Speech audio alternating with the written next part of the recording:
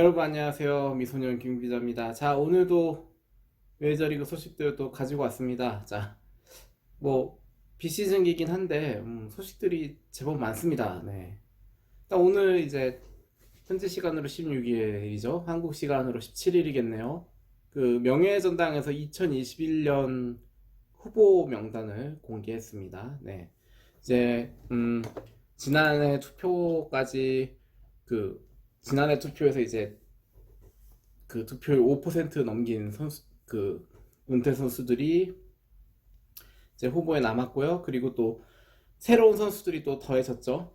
이제 메이저리그에서 10년 이상 뛰고 은퇴하고 5년이 지나면 이제 후보 자격을 얻습니다. 근데 메이저리그에서 10년 뛰었다고 다 후보로 넣어주는 건 아니에요. 이제 그 투표를 진행하는 쪽은 이제 그 야구 기자 협회인데 BBWAA라고 거기서 자체적으로 심사를 합니다. 아, 이 선수는 후보에 오를 자격이 있다라고 이들이 고려한 선수들만 후보에 이름 올리는 거예요. 그러니까 이제 명예전당 투표 용지에 이름이 적혔다는 것 자체만으로도 이거는 상당한 뭐 명예전당 입성만큼은 아니지만 상당히 의미가 있는 겁니다. 일례로 박찬호 선수는 후보에 못 올랐어요. 네. 올해 같은 경우에는 자격 요건이 되는데도 후보에 못 오른 선수들이 올해도 제법 있어요. 보면은 뭐 추신수 선수의 절친으로 잘 알려진 그레디 사이즈모어, 그리고 뭐 그 되게 잘생긴 투수였죠. CJ 윌슨. 네. 나오기만 하면 굉장히 공을 많이 던지는 투수로 좀 인상이 깊었는데, 그리고 류현진과 잠깐 팀 동료였던 에런 허랭, 라팔 소리아노, 댄 어글라, 알렉스 리오스, 아담 라로시에 뭐 이런 선수들이 뭐 코리 하트까지요. 다 후보에서 빠졌습니다. 네. 후보에 이제 처음 등장한 선수들이 누가 있냐면 뭐 마크 벌리. 예. 양적인 면에서는 정말 최고의 투수였죠. 뭐 지금 뭐 2001년부터 2014년까지 계속 200이닝 이상 던진 투수였고요. 뭐 AJ 버넷. 옛날에 강정호 선수 팀 동료이기도 했죠. 굉장히 멋있는 아저씨였는데. 잠깐 좀 살짝 옆으로 얘기 해보자면, 제가 이제 그 강정호 선수 때문에 피츠버그 취재할 일이 좀 많았었는데 그때 좀 있었던 일이에요. 버넷 아저씨가 되게 멋있다고 느낀 게, 한 번은 이제 그 클럽하우스가 이제 그 예전에는 기자들에게 클럽하우스 개방을 하잖아요. 어느 날 이제 개방된 시간에 거기 현지 기자 한 분이 무슨 일이 있었는지 모르겠어요. 근데 굉장히 짜증을 냈어요. 그 클럽하우스 안에서. 짜증만 내면 괜찮은데 막 이렇게 그 욕까지 섞어가면서 막 이렇게 짜증을 낸 거예요. 그랬더니 이제 버넷이 딱 보더니 딱 가리키면서, 아저씨 욕할 거면 그거 나가서 해, 나가서. 이런 식으로 딱 카리스마 있게 그 한 방에 제압을 하더라고. 그 모습을 보고 아, 멋있는 아저씨구나. 네. 뭐 그랬던 기억이 납니다. 그런 버넷이 벌써 명예전당 투표에 이름을 올렸어요. 아, 참 세월이 빠르다는 생각이 들고, 또 이제 뭐 마이클 쿠다이어, 뭐댄 헤런, 댄 헤런도 류현진 선수와 함께 뛴 경험이 있죠. 네. 그, 그 90마일 안 넘은 느린 공 투수인데 굉장히 잘했던 선수로 기억이 납니다. 그리고 라트로이 호킨스, 이 아저씨는 되게 아마 최고령 등판 기록 세웠던 분일 거예요. 그리고 팀 허드슨, 또 베리지토, 그 과거 이거 2000년대 초반 오클랜드를 이끌었던 3명의 에이스 중에 2명이 이제 지금 뭐 그 명예전당 투표에 이름을 올렸고, 아라메스 라미레즈, 뭐 닉 스위셔, 쉐인 빅토리노, 그리고 이제 토리 헌터, 그 항상 그 외야에서 그 홈런 걷어내는 장면 유명한 그 중견수였죠. 네. 골드글러브만 9번 받은 이제 이런 선수들이 새로 후보에 올랐습니다. 근데 첫 번째 턴에 들어갈 만한 선수들은 솔직히 많지 않아 보여요. 네. 그 이전 후보들 중에 보면은 지난해 투표에서 커트 실링이 70% 득표율을 얻었습니다. 보통 이제 명예전당 투표의 득표율은 점점 올라가는 것이 추세예요. 점점 이렇게 시간이 지나면서 이제 다른 유력 후보들이 다 사라지는 효과도 있고, 또 시간이 지나면서 이제 좀 점점 더 그 기자들의 평가가 조금씩 바뀌는 경우도 있고요. 그래서 이제 올해 이제 커트 실링이 들어갈 가능성이 조금 높습니다. 보통 이제 70%까지 올라가면은 보통은 거의 다 입성을 해요. 근데 이제 실링은 지금 기회가 2번 나왔습니다. 그리고 이제 늘 논란이 되고 있는 주인공들이죠. 우리 그 로켓맨 로저 클레멘스 그리고 베리 본즈, 이 두 선수가 지금까지 쌓아온 기록도 보면은 지금쯤 이미 들어가 있어야 돼요. 근데 은퇴 후에 터진 금지 약물 논란 때문에 지금 이 두 선수는 계속 지금 계속 근데 지지율을 넘기지 못하고 있습니다. 근데 한 가지 좀 눈에 띄는 사실은 지지율은 계속해서 오르고 있어요. 지난해에는 두 선수 모두 60%까지 지지율을 채웠습니다. 그러니까 이제 왜 이 약물 복용 경력이 있는 선수들을 왜 이렇게 지지를 해주냐, 기자들이. 그거는 이제 약간 좀 여기는 어떤 분위기냐면, 그러니까 이 선수들이 약물 복용을 하던 시기에는 그것이 그것을 막는 어떤 아무 분위기가 아니었다는 얘기죠.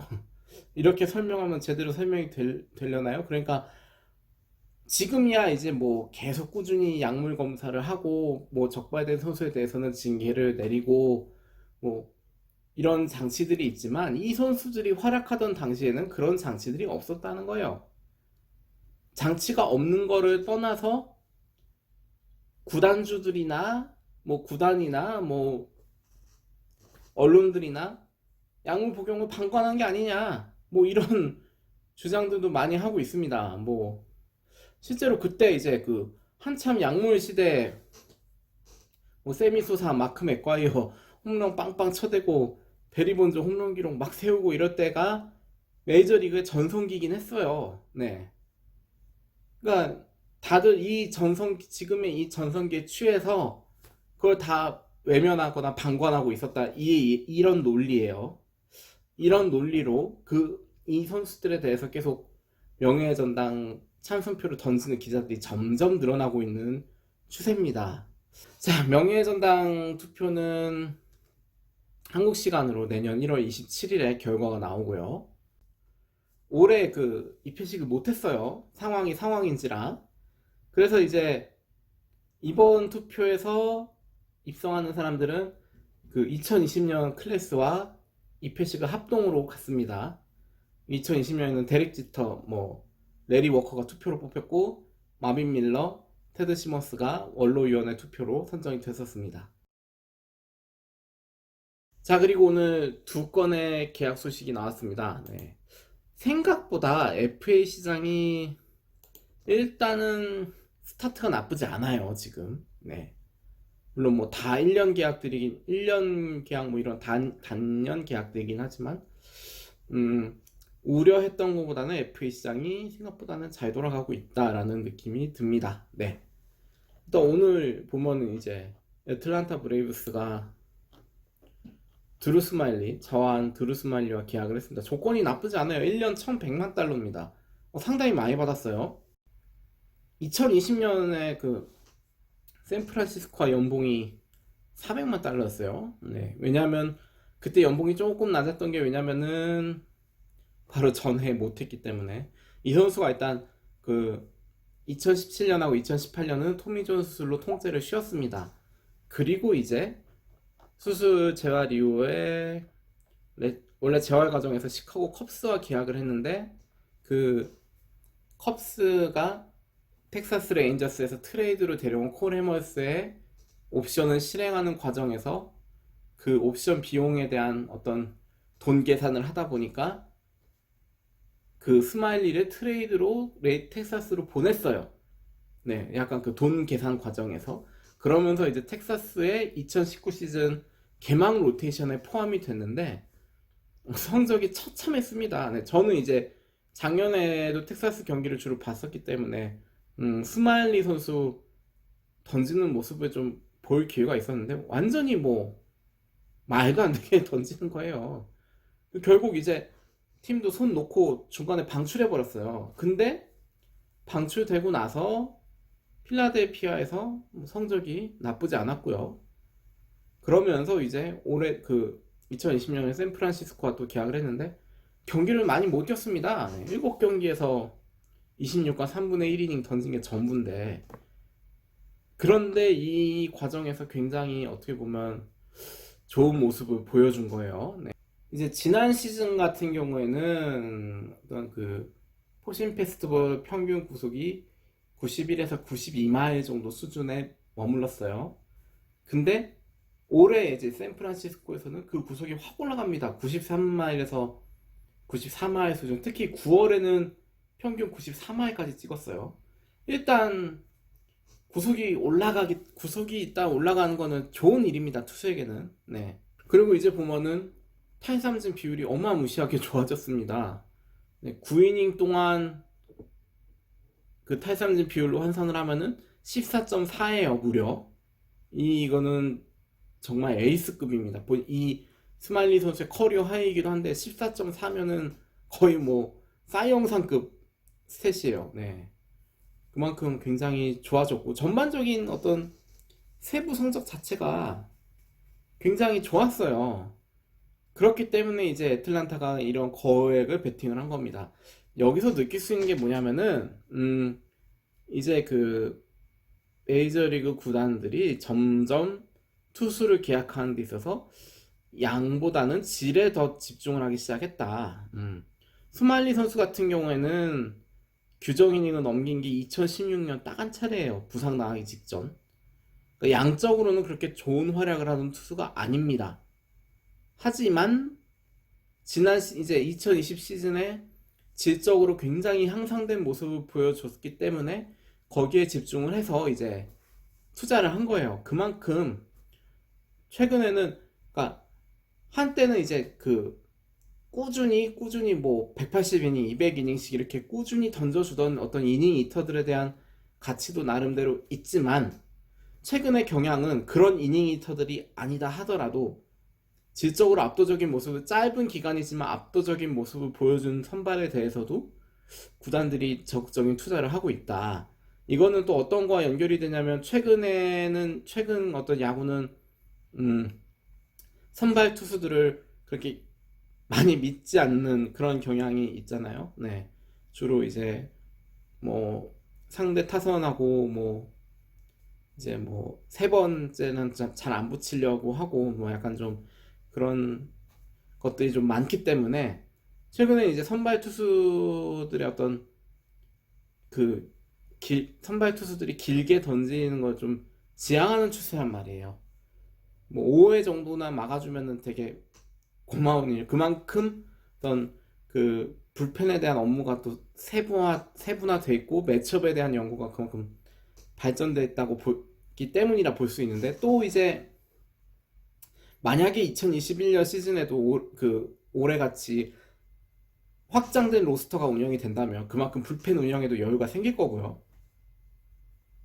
그런 거를 다 고려를 하고 생각을 해서 그렇게 영입을 한 게 아닐까 그런 생각도 듭니다. 네. 그리고 이제 또 하나의 계약은 마이크 클레비저 선수가 샌디에고와 2년 계약을 맺은 건데요. 네. 이제 이 계약은 성격이 조금 다른 것이, 클레비저 선수는 아직 완벽한 FA 자격을 얻은 건 아니에요. 서비스 타임이 6년이 안 됐기 때문에. 근데 이제 그 소속팀은 해당 선수에 대해서 연봉 조정이라는 것을 해야 되는데, 이번 계약을 통해서 남은 연봉 조정 문제를 모두 해결을 했습니다. 근데 한 가지 좀 특이한 것은 2년 계약 소식을 발표하면서 동시에 토미 존 수술 소식도 같이 발표를 했어요. 그래서 2021년은 못 나온다라고 구단에서 아예 못을 박았습니다. 그러니까 이제 사실상 이 계약은 1년 같은 2년 계약이라고 봐야 되는 거예요.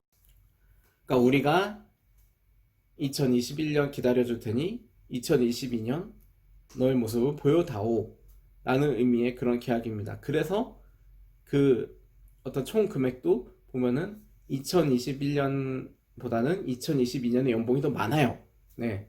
이제 계약금이 300만 달러고 2021년 연봉 200만 달러, 2022년은 650만 달러입니다. 여기에 이제 인센티브가 좀 더 더해지고요. 인센티브는 주로 등판 횟수나 이런 거와 관련이 있는 걸로 알려져 있습니다. 이제 이 클레빈저 선수도 굉장히 젊은 선발이고 또 이거 지난 시즌 그 도중에 이적한 다음에 잘했어요. 잘했는데 또 이제 그 시즌 막판에 갑자기 이제 부상 때문에 이제 포스트 시즌에 못 나왔죠. 샌디에이고가 만약에 이 선수가 다치지만 않았으면 올해 아마 조금 포스트 시즌에서 다른 모습을 보여주지 않았을까. 네. 최소한 다저스한테 그렇게 무기력하게 지지는 않았을 거다. 네. 이런 생각이 듭니다. 네. 네. 그 오프 시즌 소식은 계속해서 영상으로 업데이트를 해드리도록 하겠습니다.